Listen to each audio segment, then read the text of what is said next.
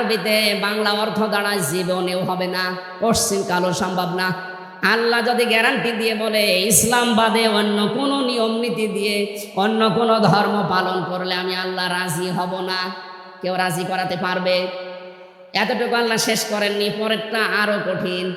অহুয়া feel আখিরাতি মিনাল খাসিরিন।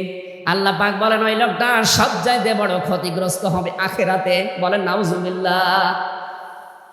সিলেটবাসী আমাদের জীবনের দিকে ওদিকে করে হয়তো কেটে যাবে, কিন্তু মরণের পর আমরা যদি ক্ষতিগ্রস্ত হয়ে যাই, এই আসল জীবনে যদি আমাদের নষ্ট হয়ে যায়, তাহলে আমরা এই ভুল পথে থেকে আমাদের জীবনটা নষ্ট করব কোন কারণে?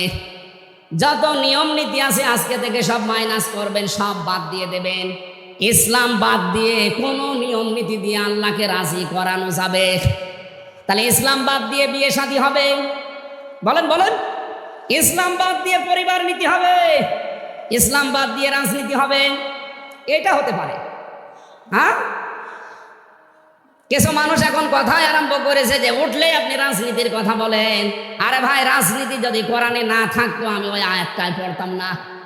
এর ভেতরে নামাজের কথা মাত্র 82 জায়গায় আছে। কয় জায়গায়? বলেন বলেন। রোজা রাখা ফরজ মাত্র 1 জায়গায় আছে।